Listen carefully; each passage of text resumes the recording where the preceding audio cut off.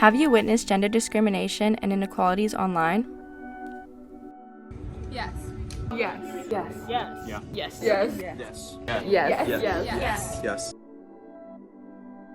100% of students who were asked on the Saratoga High School campus have witnessed gender discrimination and inequalities online. But what does this numerical value truly mean? The definition of gender discrimination, as defined by Langston University, is the unequal or disadvantageous treatment of an individual or group of individuals based on gender. When researching the definition, we found that the root of this issue stems from the ideology of sexism and gender superiority, an institution that trails its history all the way back to nearly 8,000 years ago.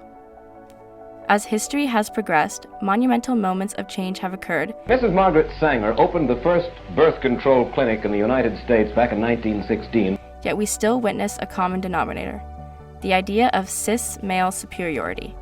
The prominence of stereotypes, degradation, and societal standards perpetrated by men have been spread to the minds of people and has been seen interlaced through the news and media industries. In the 17th century, the idea of a curvaceous body took lead in art. In the 18th century, corsets slimmed down the beauty standard. In the 1890s, the new woman dominated news headlines. In the 1920s, flapper girls became the model for young women. Aside from beauty standards, women were also portrayed as inferior to men in the media.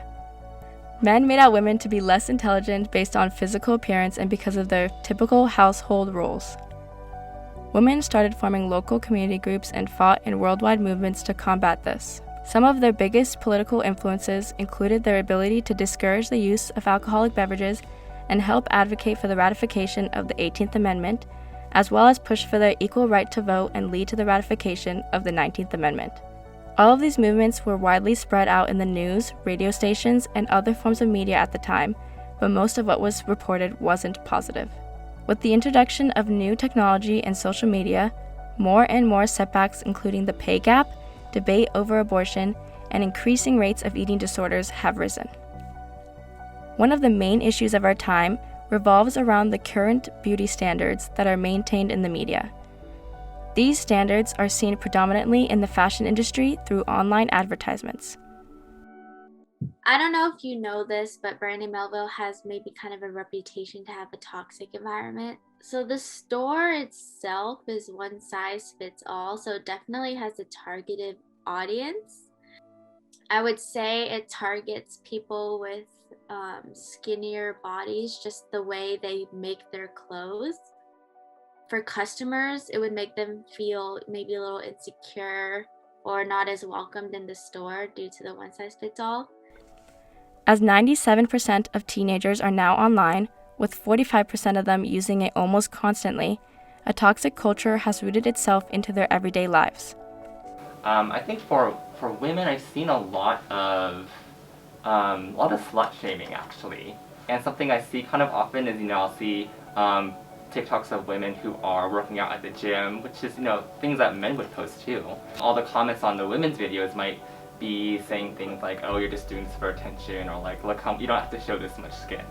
So I've seen a lot of this kind of rhetoric toward women where you can show skin, but you can't show too much. You can be sexual, but you can't be too sexual. Like women are expected to be in this like sweet spot and satisfy the expectations that men have for their sexuality. If the efforts of thousands of women marching in the streets and fighting for what should have always seemed to be a legal and natural right took nearly 100 years to achieve, what can we do about this deep-rooted institution of sexism and discrimination today? Discrimination can sometimes be invisible, and so it's up to us to recognize it and learn.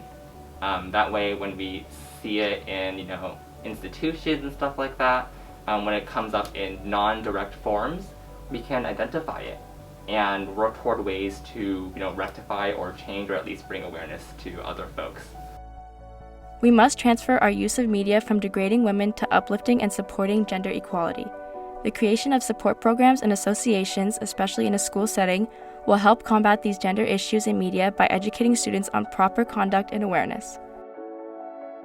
With the application of these new efforts, our 100% statistic will soon die down to 0.